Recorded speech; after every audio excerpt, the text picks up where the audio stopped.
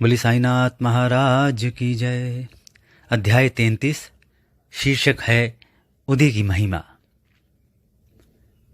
बिच्छू का डंक, प्लेग की गांठ, जामनेर का चमत्कार, नारायण राव, बाला बुआ सुतार, अप्पा साहेब कुलकर्णी, हरिभाऊ कर्णिक।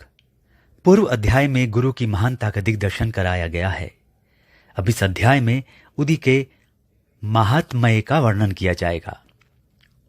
प्रस्तावना।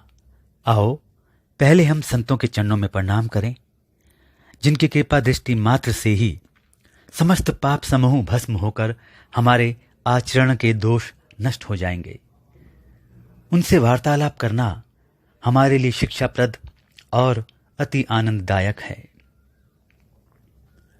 वे अपने मन में यह मेरा और वह तुम्हारा ऐसा कोई भेद नहीं रखते।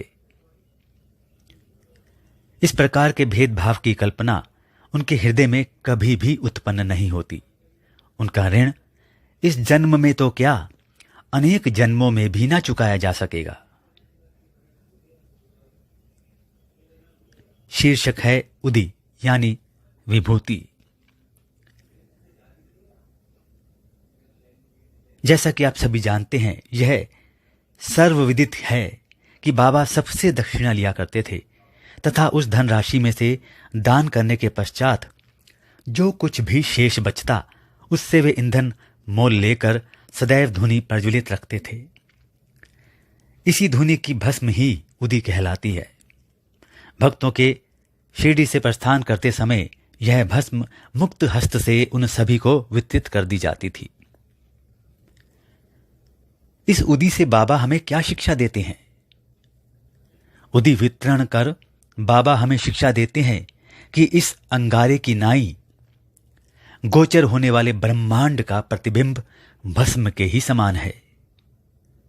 हमारा तन भी ईंधन सदृश ही है, अर्थात पंचभूतादि से निर्मित है, जो कि सांसारिक भोगादि के उपरांत विनाश को प्राप्त होकर भस्म के रूप में परिणत हो जाएगा। भक्तों को इस बात की स्मृति दिलाने के हेतु ही कि अंत में यह देह भस्म सदृश होने वाला है, बाबा उदी वितरण किया करते थे। बाबा इस उदी के द्वारा एक और भी शिक्षा प्रदान करते हैं कि इस संसार में ब्रह्म ही सत्य और जगत मिथ्या है। इस संसार में वस्तुतः कोई किसी का पिता, पुत्र अथवा स्त्री नहीं है। हम जगत में अकेले ही आए हैं और अकेले ही जाएंगे। पूर्व में यह देखने में आ चुका है और अभी भी अनुभव किया जा रहा है कि इस उदी ने अनेक शारीरिक और मानसिक रोगियों को स्वास्थ्य प्रदान किया है। यथार्थ में बाबा तो भक्तों को दक्षिणा और उदी द्वारा सत्य और असत्य में विवेक तथा असत्य के त्याग का सिद्धांत समझाना चाहते थे। इस उदी से वैराग्य और दक्षिणा से त्याग की शिक्षा मिलती है। इन दोनों के अभाव में इस माया रूपी भवसागर को पार करना कठिन है। इसलिए बाबा दूसरे के भोग स्वयं भोग कर दक्षिणा स्वीकार कर लिया करते थे। बोली साईनाथ महाराज की जय। जब भक्तगण विदा लेते तब वे प्रसाद के रूप में उदी देकर और कुछ उनके मस्तक पर लगाकर अपना वरद हस्त उनके मस्तक पर रखते थे।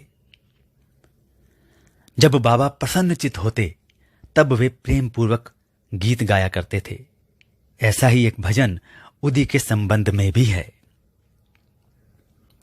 भजन के बोल हैं, रमते राम आओ जी, उदिया की गोनियां लाओ जी। यह बाबा शुद्ध और मधुर स्वर में गाते थे।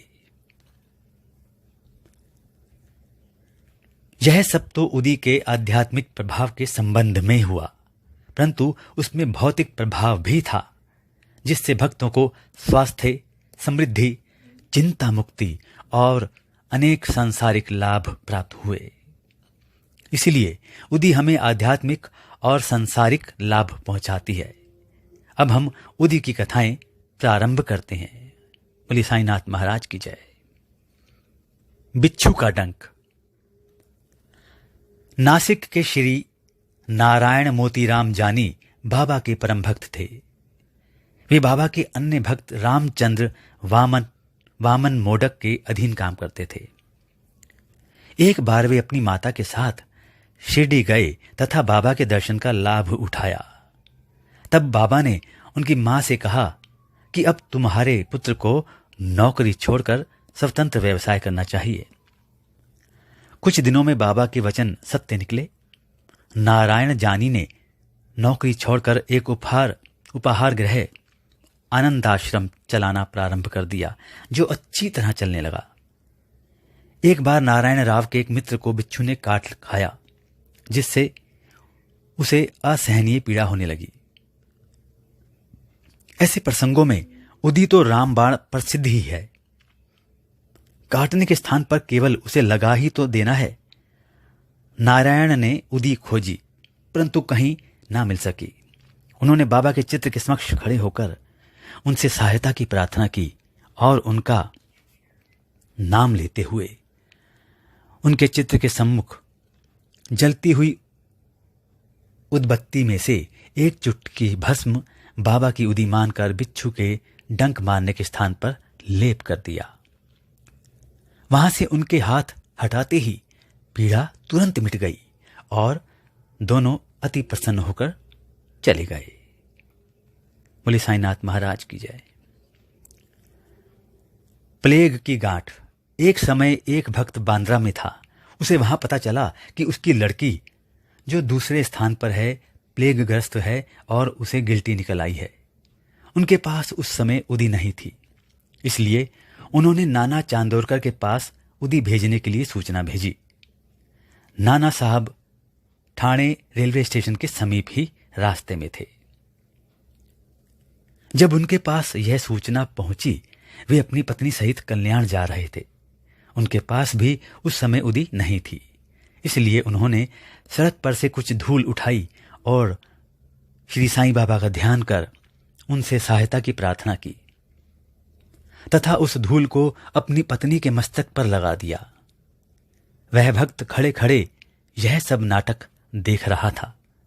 जब वह घर लौटा तो उसे जानकर अति हर्ष हुआ कि जिस समय से नाना साहेब ने ठाणे रेलवे स्टेशन के पास बाबा से सहायता करने की प्रार्थना की, तभी से उनकी लड़की की स्थिति में पर्याप्त सुधार हो चला था, जो गत दिनों से पीड़ित थी। बोली साईनाथ महाराज की जय। जामनेर का विलक्षण चमत्कार। सन 1904-05 में नाना साहेब चांदोरकर खानदेश जिले के जामनेर में मामलतदार थे। जामनेर शिरडी से लगभग 100 मील से भी अधिक दूरी पर है। उनकी पुत्री मैनाताई गर्भावस्था में थी और प्रसव काल समीप ही था। उसकी स्थिति अति गंभीर थी। 2-3 दिनों से उसे प्रसव वेदना हो रही थी। नाना साहेब ने भी सभी संभव प्रयत्न किए, परंतु वे सब व्यर्थ ही सिद्ध हुए। तब उन्होंने बाबा का ध्यान किया और उनसे सहायता की प्रार्थना की। उस समय शिरडी में एक रामगीर बुआ, जिन्हें बाबा बापूगीर बुआ के नाम से पुकारते थे, अपने घर खानदेश को लौट रहे थे। बाबा ने उन्हें अपने समीप बुलाकर कहा कि तुम घर लौटते समय थोड़ी देर के लिए जामनेर में उतरकर यह उदी और आरती श्री नाना साहेब को दे देना। रामगीर बुआ बोले कि मेरे पास केवल 2 ही रुपए हैं, जो कठिनाई से जलगांव तक के किराए को ही पर्याप्त होंगे। फिर ऐसी स्थिति में जलगांव से और 30 मील आगे जाना मुझे कैसे संभव होगा बाबा? बाबा ने उत्तर दिया कि चिंता की कोई बात नहीं, तुम्हारी सब व्यवस्था हो जाएगी।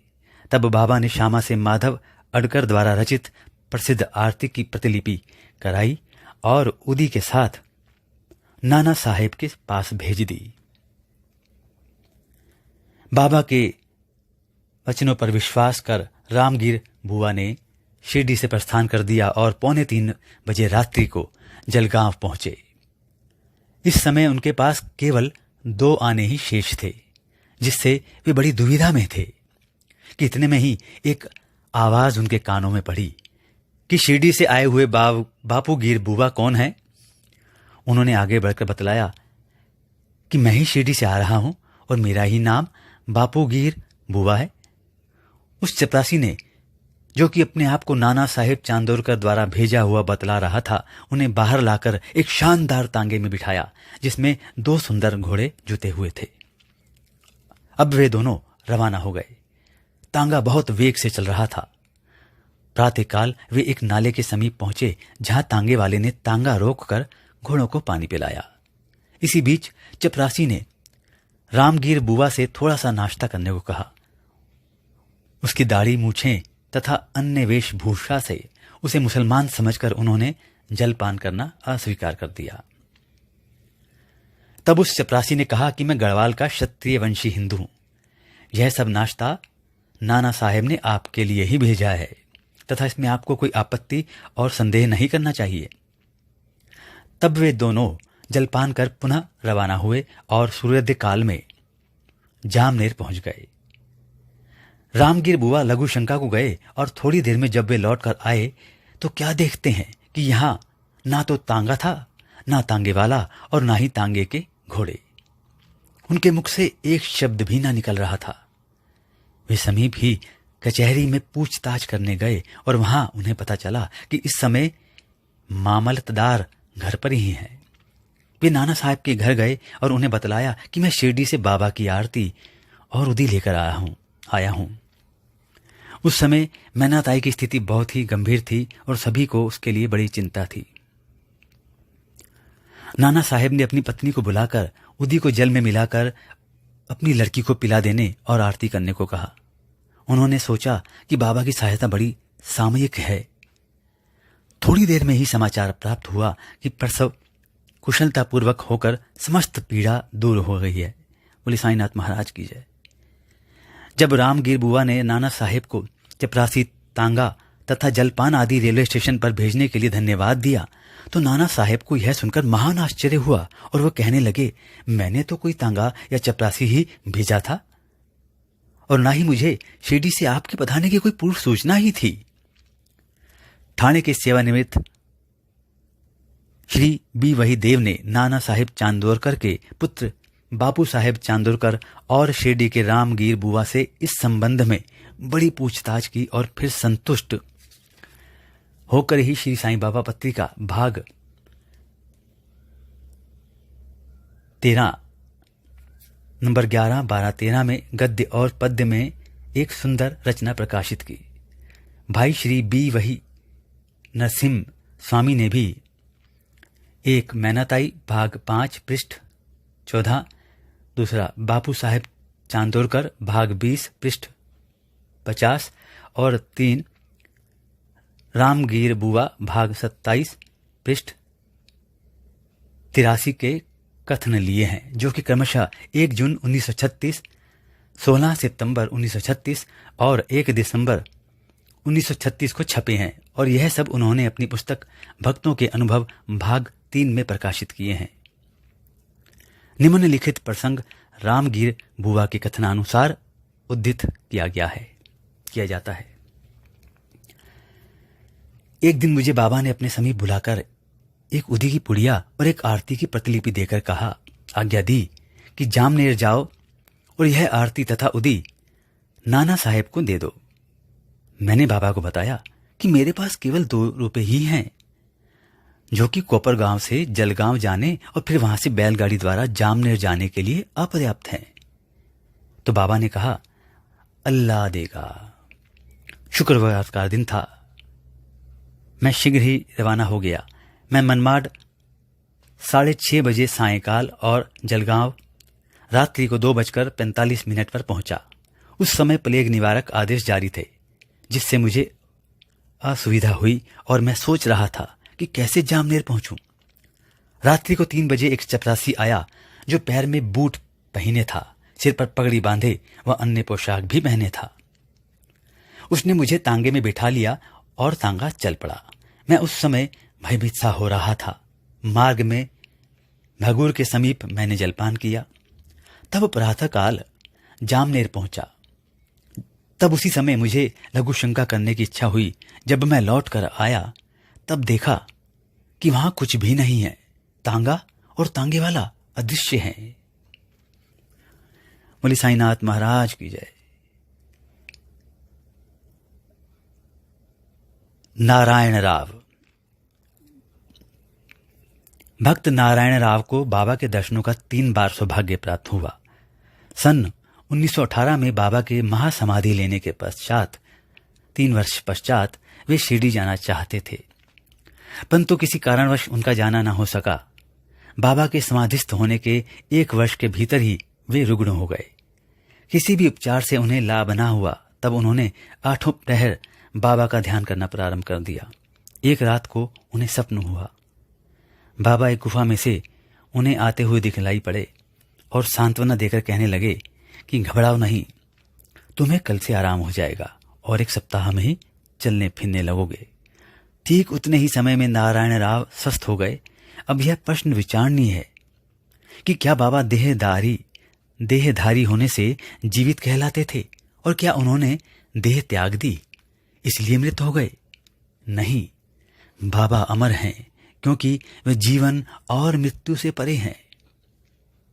एक बार भी अनन्य भाव से जो उनकी शरण में जाता है वह कहीं भी हो उसे सहायता पहुंचाते हैं। वे तो सदा हमारे बाजू में ही खड़े हैं और चाहे जैसा रूप लेकर भक्त के समक्ष प्रकट होकर उसकी इच्छा पूर्ण कर देते हैं। बोली साईनाथ महाराज की जय। अगली कथा है अप्पा साहेब कुलकर्णी। सन 1917 में अप्पा साहेब कुलकर्णी के शुभ दिन आए। उनका ठाणे को स्थानांतरण हो गया। उन्होंने बाला साहेब भाटे द्वारा प्राप्त बाबा के चित्र का पूजन करना प्रारंभ कर दिया। उन्होंने सच्चे हृदय से पूजा की।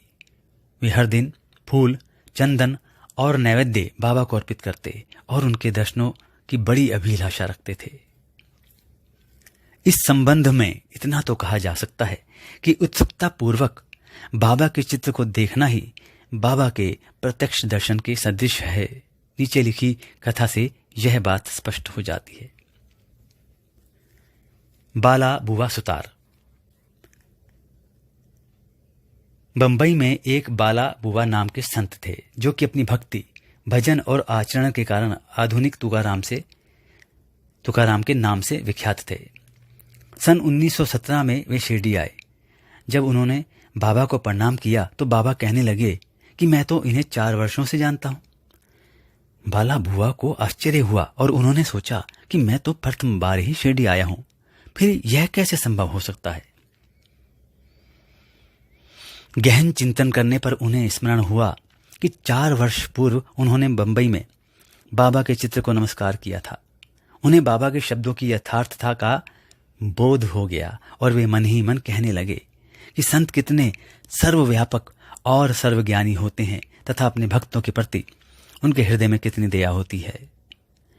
मैंने तो केवल उनके चित्र को ही नमस्कार किया था, तो भी यह घटना उनको ज्ञात हो गई। इसलिए उन्होंने मुझे इस बात का अनुभव कराया है कि उनके चित्र को देखना ही उनके दर्शन के सदृश है। बोले साईनाथ महाराज की जय। अब हम अप्पा साहेब की कथा पर आते हैं। जब वे ठाणे में थे तो उन्हें भिवंडी दौरे पर जाना पड़ा, जहां से उन्हें 1 सप्ताह में लौटना संभव न था। उनकी अनुपस्थिति में तीसरे दिन उनके घर में निम्नलिखित विचित्र घटना हुई। दोपहर के समय अप्पा साहेब के गृह पर एक फकीर आया जिसकी आकृति बाबा के चित्र से ही मिलती जुलती थी। श्रीमती कुलकर्णी तथा उनके बच्चों ने उनसे पूछा कि आप शिरडी के श्री साईं बाबा तो नहीं हैं? इस पर उत्तर मिला कि वे तो साईं बाबा के आज्ञाकारी सेवक हैं और उनकी आज्ञा से ही आप लोगों की कुशल क्षेम पूछने यहां आए हैं। फकीर ने दक्षिणा मांगी और श्रीमती कुलकर्णी ने उन्हें 1 रुपया भेंट किया। तब फकीर ने उन्हें उदी की एक पुड़िया देते हुए कहा कि इसे अपने पूजन में चित्र के साथ रखो। इतना कहकर वह वहां से चला गया।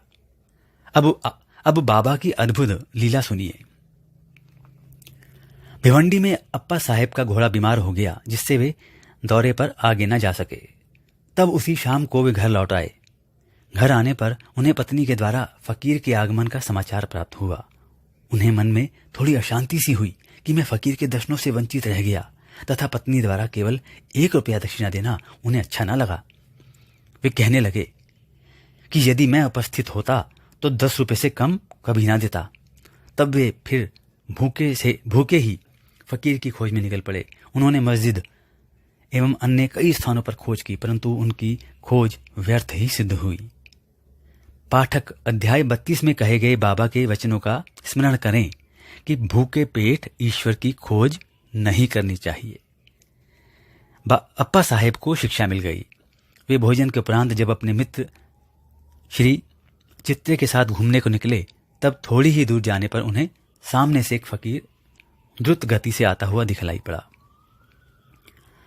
अप्पा साहब ने सोचा कि यह तो वही फकीर प्रतीत होता है जो मेरे घर पर आया था तथा उसकी आकृति भी बाबा के चित्र के अनुरूप ही है। फकीर ने तुरंत ही हाथ बढ़ाकर दक्षिणा मांगी। अप्पा साहब ने उन्हें 1 रुपया दे दिया। तब वह और मांगने लगा। अब अप्पा साहब ने 2 रुपये दिए। तब भी उसे संतोष न हुआ। उन्होंने अपने मित्र चित्रे से 3 रुपये उधार लेकर दिए, फिर भी वह मांगता ही रहा। तब अप्पा साहब ने उसे घर चलने को कहा। सब लोग घर पर आए और अप्पा साहब ने उन्हें 3 रुपये और दिए, अर्थात कुल 9 रुपये। फिर भी वह असंतुष्ट प्रतीत होता था और मांगे ही जा रहा था। तब अप्पा साहब ने कहा कि मेरे पास तो 10 रुपये का नोट है। तब फकीर ने नोट ले लिया और 9 रुपये लौटा कर चला गया। अप्पा साहब ने 10 रुपये देने को कहा था, इसलिए उनसे 10 रुपये ले लिए और बाबा द्वारा स्पर्शित 9 रुपये उन्हें वापस मिल गए। अंक 9 रुपये अर्थपूर्ण है तथा नव विद्या भक्ति की ओर इंगित करते हैं। देखो अध्याय 21। यहाँ ध्यान दें कि लक्ष्मीबाई को भी उन्होंने अंत समय में 9 रुपये ही दिए थे। उदी की पुड़िया खोलने पर अप्पा साहब ने देखा कि उसमें फूल के पत्ते और अक्षत हैं। जब वे कालांतर में शिरडी गए तो उन्हें बाबा ने अपना एक केश भी दिया। उन्होंने उदी और केश को एक ताबीज में रखा और उसे वे सदैव हाथ पर बांधते थे। अब अप्पा साहब को उदी की शक्ति विदित हो चुकी थी। वे कुशाग्र बुद्धि के थे। प्रथम उन्हें 40 रुपये मासिक मिलते थे, परंतु बाबा की उदी और चित्र प्राप्त होने के पश्चात उनका वेतन कई गुना हो गया तथा उन्हें मान और यश भी मिला। बोली साईनाथ महाराज की जय। इन स्थायी आकर्षणों के अतिरिक्त उनकी आध्यात्मिक प्रगति भी शीघ्रता से होने लगी। इसलिए सौभाग्यवश जिनके पास उदी है उन्हें स्नान करने के पश्चात मस्तक पर धारण करना चाहिए और कुछ जल में मिलाकर वह तीर्थ की नाई ग्रहण करना चाहिए। बोली साईनाथ महाराज की जय। अगली कथा है हरि भाव कर्णिक। सन 1917 में गुरु पूर्णिमा के शुभ दिन डहाड़ू जिला ठाणे के हरि भाव कर्णिक शिरडी आए तथा उन्होंने बाबा का यथाविधि पूजन किया। उन्होंने वस्तुएं और दक्षिणा आदि भेंट कर श्यामा के द्वारा बाबा से लौटने की आज्ञा प्राप्त की। वे मस्जिद की सीढ़ियों पर से उतरे ही थे कि उन्हें विचार आया कि 1 रुपया और बाबा को अर्पण करना चाहिए। वे श्यामा को संकेत से यह सूचना देना चाहते थे कि बाबा से जाने की आज्ञा प्राप्त हो चुकी है, इसलिए मैं लौटना नहीं चाहता हूं। परंतु श्यामा का ध्यान उनकी ओर नहीं गया, इसलिए वे घर को चल पड़े। मार्ग में वे नासिक में श्री कालाराम के मंदिर में दर्शनों को गए। संत नरसिंह महाराज जो कि मंदिर के मुख्य द्वार के भीतर बैठा करते थे, भक्तों को वहीं छोड़कर हरि भाव के पास आए और उनका हाथ पकड़कर कहने लगे कि मुझे मेरा रुपया दे दो। कर्णिक को बड़ा आश्चर्य हुआ और उन्होंने सहर्ष रुपया दे दिया। उन्हें विचार आया कि मैंने बाबा को रुपया देने का मन में संकल्प किया था और बाबा ने यह रुपया नासिक के नरसिंह महाराज के द्वारा ले लिया। बोले साईनाथ महाराज की जय। इस कथा से सिद्ध होता है कि सब संत अभिन्न हैं तथा वे किसी न किसी रूप में एक साथ ही कार्य किया करते हैं। अनंत कोटि ब्रह्मांड नायक राजाधिराज योगीराज परब्रह्म समर्थ सद्गुरु साईनाथ महाराज की जय। बाबा कृपा करें। श्री सद्गुरु साईनाथार परमस्तु शुभम भवतु। ओम साई राम।